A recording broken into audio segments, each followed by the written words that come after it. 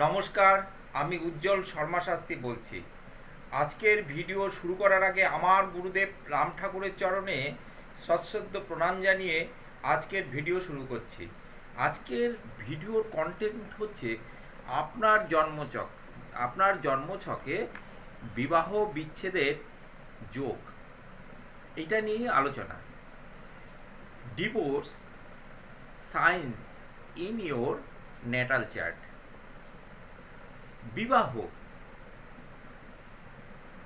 অনেক জাঁকজমক করে, প্রচুর পয়সা খরচা করে অনেকেই বিবাহ করে, জাঁকজমক অনুষ্ঠান করে, কিন্তু বিবাহ বেশি দিন টেকে না বা রিলেশন বেশি দিন টেকে না। এর অনেকগুলো কারণ আছে, সেইগুলো নিয়েই আজকের আলোচনা। বিবাহের ব্যাপারটা আমরা জ্যোতিষশাস্ত্রে দেখি সপ্তম স্থান থেকে। এই সপ্তম স্থান ছাড়াও অনেকগুলো স্থানকে আমাদের নজর দিতে হয়, যেমন লগ্ন, দ্বিতীয়, চতুর্থ, পঞ্চম, সপ্তম স্থান, একাদশ স্থান, এগুলো সব আমরা দেখি। গ্রহের মধ্যে দেখতে হয় শুক্র, মঙ্গল, শনি, রবি, বৃহস্পতি। এই সমস্ত গ্রহগুলো কে কোথায় অবস্থান করছে এগুলো আমাদের লক্ষ্য করতে হয়। জন্মছকে দেখা গেল সপ্তম স্থানের অধিপতি পাপ গ্রহ দ্বারা ডিস্টার্বে আছে।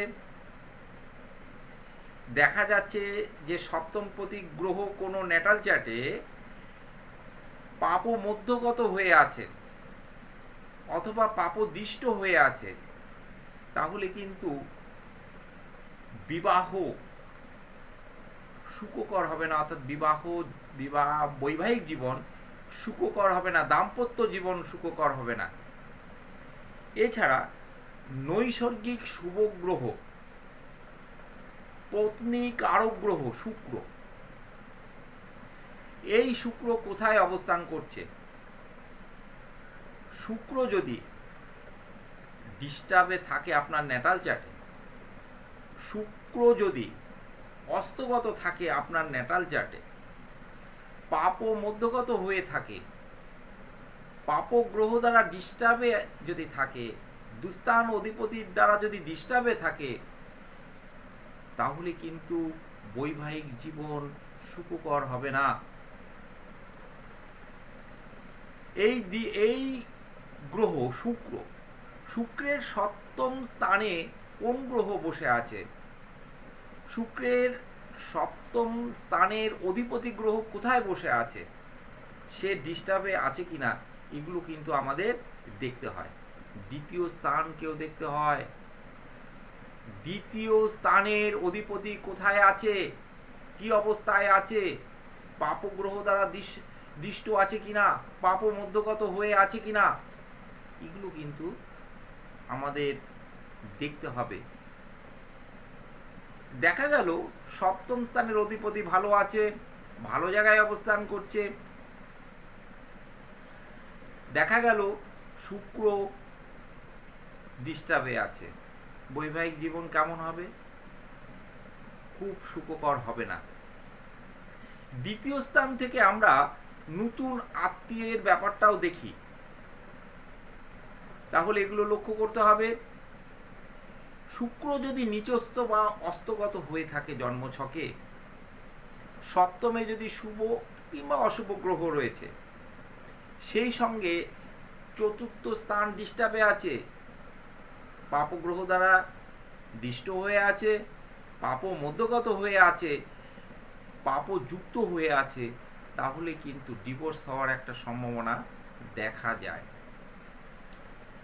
সপ্তম স্থান এবং চতুর্থ স্থান, সপ্তম ভাব এবং চতুর্থ ভাব যদি পাপযুক্ত হয়ে থাকে, পাপদিষ্ট হয়ে থাকে, এদের ভাবাদি অধিপতি গ্রহ বড় শূন্য যদি হয়, তাহলে কিন্তু স্বামী স্ত্রীর ভিতরে বনিবনা কিন্তু ভালো হবে না, বন্ডিং ভালো হবে না।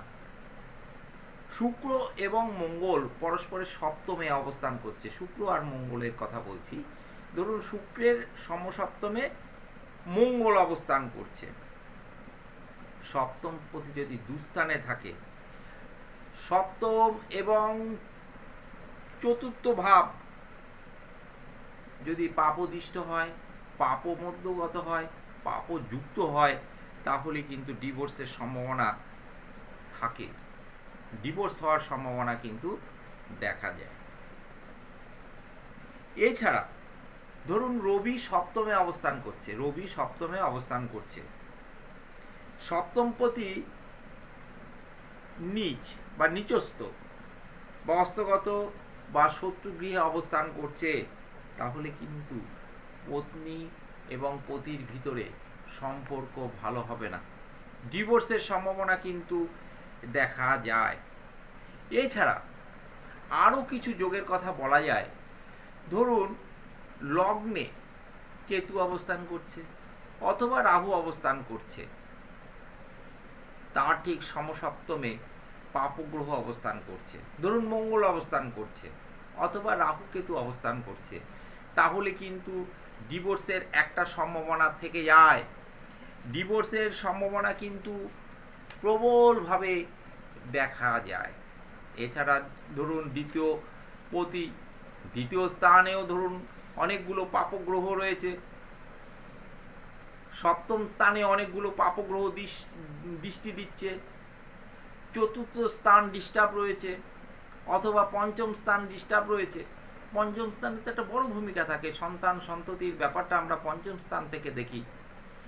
সেই পঞ্চম স্থান ঠিকঠাক আছে কিনা, বৃহস্পতি কোথায় অবস্থান করছে এটাও কিন্তু আমরা লক্ষ্য করি, রাহু কেতুর অবস্থান তো লক্ষ্য করতেই হবে। যদি ন্যাটাল চার্টে ভৌমদোষ থাকে তাহলেও কিন্তু অনেক সময় ডিভোর্সের ব্যাপারটা দেখা যায়, ডিভোর্স হয় সাধারণত, তবে রাহু কেতু অন্যান্য পাপগ্রহ দুস্থান অধিপতিদের একটা ভূমিকা থাকে, এগুলো কিন্তু সব লক্ষ্য করতে হয়। তবে যে কটা কারণ আমি উল্লেখ করলাম এগুলো কিন্তু খুব গুরুত্বপূর্ণ কারণ, এই কারণগুলো যদি আপনাদের ন্যাটাল চার্টে থেকে থাকে তাহলে কিন্তু ডিভোর্স হবে।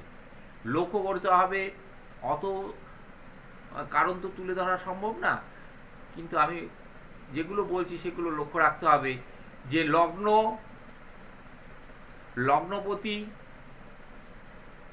তারপরে দ্বিতীয় ভাব, দ্বিতীয় স্থানের অধিপতি, চতুর্থ স্থানের অধিপতি, পঞ্চম স্থানের অধিপতি, সপ্তম স্থানের অধিপতি, নবম ভাবকেও দেখতে হয়, নবম ভাবাধিপতি গ্রহ কোথায় অবস্থান করছে, এই সামগ্রিকভাবে এগুলো সমস্ত কিছু লক্ষ্য করতে হবে। আমি মোটামুটি তুলে ধরার চেষ্টা করলাম। পরবর্তী এই নিয়ে যদি কোনো ভিডিও করি আরও অনেকগুলো কারণ আমি তুলে ধরব। আজকের আলোচনা যদি আপনাদের ভালো লেগে থাকে তবে অবশ্যই লাইক শেয়ার সাবস্ক্রাইব করবেন।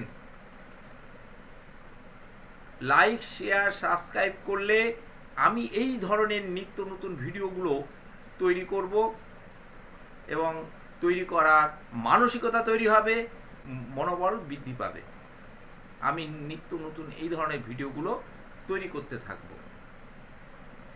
আপনাদের ন্যাটাল চার্টে এই ধরনের যদি কোনো সমস্যা থাকে তার প্রতিকার বিধান কিন্তু অনেক সময় হয়, অনেক সময় হয় না। প্রতিকার বিধান সম্ভব কি না সেটা আপনার ন্যাটাল চার্ট বলবে। যদি আপনারা আপনাদের ন্যাটাল চার্ট আমার মাধ্যমে বিচার করাতে চান, অনলাইনে যদি বিচার করাতে চান তাহলে হোয়াটসঅ্যাপ নাম্বারে যোগাযোগ করতে পারেন, অথবা যদি সরাসরি এসে চেম্বারে দেখাতে চান তাহলে হোয়াটসঅ্যাপ নাম্বারে তো যোগাযোগ করতেই পারেন অথবা ফোন করতে পারেন।